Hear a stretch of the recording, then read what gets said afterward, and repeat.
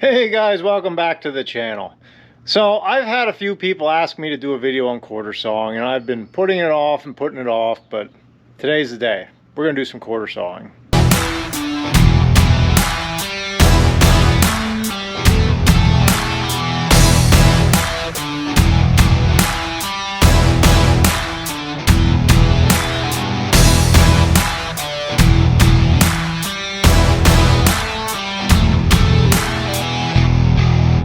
So I've been meaning to do this video for a while. In fact, I actually had these two white oak logs set aside here, and from the last batch of white oak I sawed, and I never got around to it. Then I switched to a bunch of other stuff, and they've been sitting here quite a while. So as you can see, they're a little bit old, but hopefully they open up nice.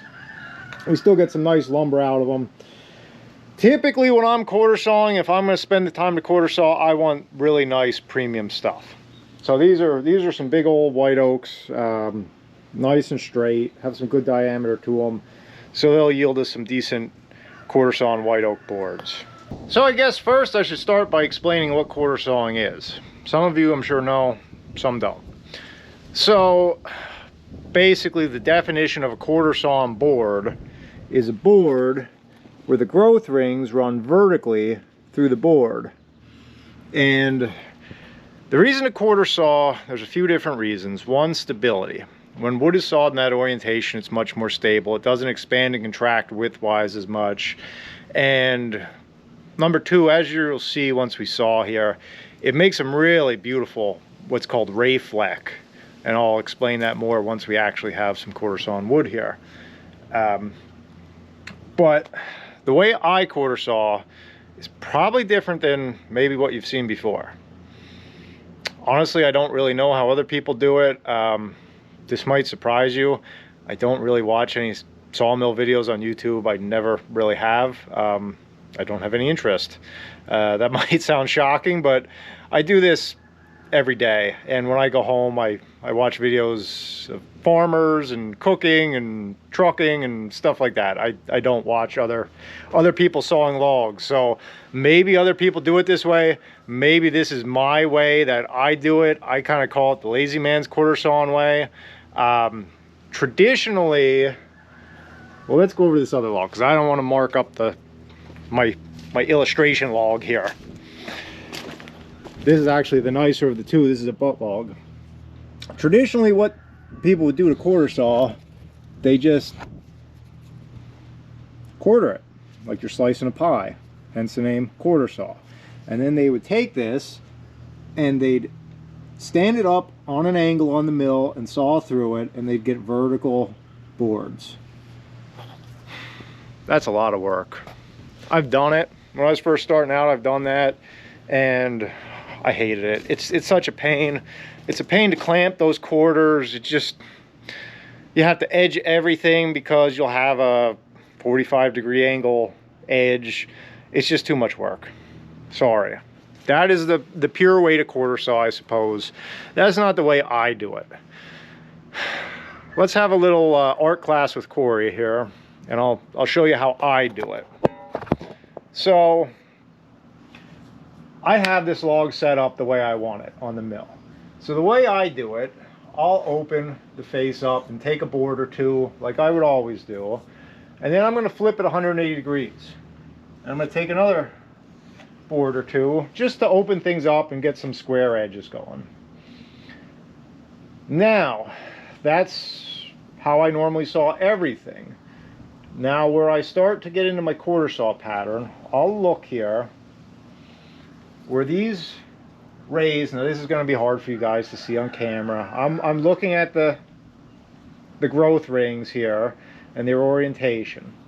Right about here, I'm going to, I never was good at art class. I'm going to cut a big old chunk here. So that's like a 6-inch chunk. I'm going to throw that to the side. I'm going to throw it off onto my loading arms.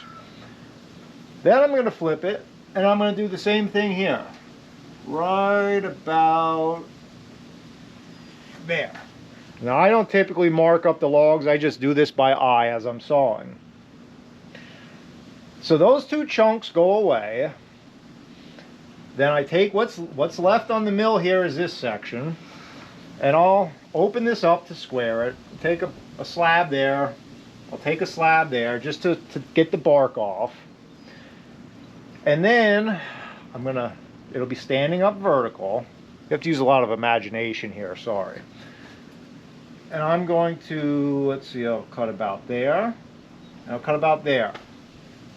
That's going to be roughly a 4x4. That's going to get thrown out for blocking. That's the center. There's nothing redeemable about that. There's really no other good use for that than a 4x4 for blocking. But what I've got now, saw boards out of this. That's perfect vertical quarter sawn. Saw boards out of this. Perfect vertical quarter sawn. Get that out of my way. Now I put these up and I just start sawing down through these. All the way down through. This is going to be flat sawn. It's going to move into rift sawn. And rift sawn is when it's on an angle. Flat sawn, the growth rings go with the width of the board. Quarter sawn, they're vertical. Rift sawn's in between. So we go from flat to rift. We're going to get a couple quarter sawn boards out, and then we go back to rift and flat. So I'm grading these as they're coming off the mill. I'm marking them, and they're going on the right pile. And then same with this slab here. Boom, 1-inch boards. I mean, they don't have to be 1 inch, but in this case, I'm cutting 1-inch boards. Another tip, cut them a little bit thicker than you cut regular flat sawn lumber. Quarter sawn lumber shrinks in thickness, not in width. So I tend to shoot a little bit heavier. I will cut at least a full 1.1 inch on this stuff, knowing that when it goes through the kiln, it's going to shrink in thickness, and you still want it to be able to clean up to 3/4 inch. So that's another thing most people don't really tell you about, but you know, learned that one the hard way. So that's basically it. This is probably going to look complicated. It's really not. Once you do it a couple times, it becomes pretty simple. So I'm going to fire up the mill. I'm going to saw this. Whoever buys this is going to wonder what all these lines are on the ends of the boards, but hopefully they'll get some nice lumber. So let's get to sawing, and we'll see what we can come up with.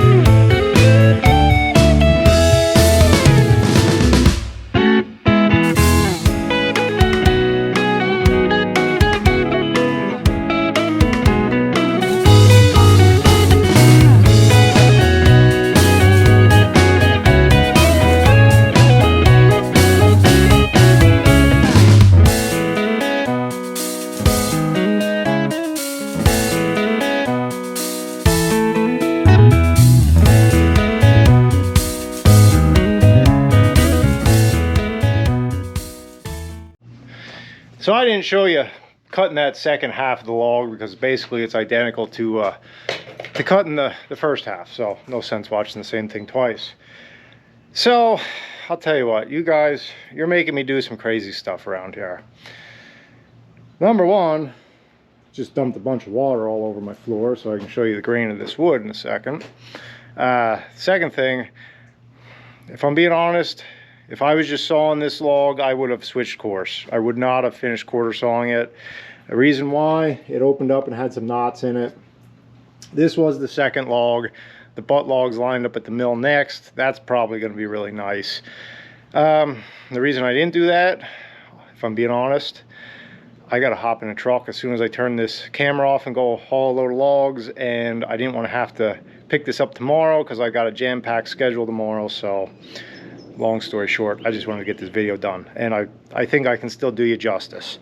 So I sawed it just exactly how I said I was gonna, and you can see here I laid out the 3 different types of wood you get from this. This is flat sawn. I'm sure everybody's seen this. This is what you typically see with white oak. This is rift sawn. You can see a little bit of that ray flex starting in, but not 100%. And then this is quarter sawn that has the ray fleck. We'll go outside in a second. You'll probably see it a little bit better in the sunshine. But I'll show you here our growth rings on the flat sawn, pretty much flat with the board. Rift sawn kind of run on a 45, and this quarter sawn run vertical. So technically what I'm doing here, I guess by definition, is not quarter sawing because I'm not cutting quarters, but I end up with quarter sawn lumber. That's clear as mud. So maybe it's the lazy man's way to do it. I don't know. I know there's people that are going to say that's not the best way to do it. You're losing out. You're not getting as wide a board. You're not getting as much quarter sawn. You're right. My problem is I'm running a business here. I gotta balance time with money. For me, quarter sawn white oak is kind of a niche product. I sell some of it here and there. I sell a lot more plain sawn white oak. So I got to balance it out. If I'm going to put more time into something, it's got to be worthwhile for me. And yes, I get a premium for the quarter sawn, but this way is, to me, the easiest. It's the least frustrating for me when I'm sawing. As you saw, you can break down these logs pretty quick. You still get a fair amount of quarter sawn, and you get some plain sawn and rift sawn to go with it, which that just gets kiln dried and thrown in with my regular white oak. So let's go out here in the sunshine, and there you can probably see those long rays that everybody likes in quarter sawn white oak. So that's some sharp looking stuff. That's really what's desirable about this. Besides the stability, it's very stable. People like that look. Especially once you put a finish on, they kind of glow in the wood. So what I'll do with this, like this will get cut back to a 6-foot board. I'll make a market for it. One way or another, it'll get sold. Not something I would typically do. I typically want my quarter sawn to be super premium. As I was taking it off the mill, I was marking the boards that are quarter sawn with, surprisingly enough, a Q. Keep it simple. So that when I stack it, I have separate piles here. So that'll be treated its own thing, and it'll go through the kiln, and I'll have to sort out that common grade stuff, but that is what it is. So there you go, my quick tutorial. I know a few people have asked me for quite a while, and I've been dragging my feet. So today was the day I shoehorned it in here. Hopefully it cleared it up. I'm sure people will disagree with me. Hopefully I'm not opening a can of worms, but hey, it's just my way of doing it. You do it your way. I'll catch you guys later. See ya.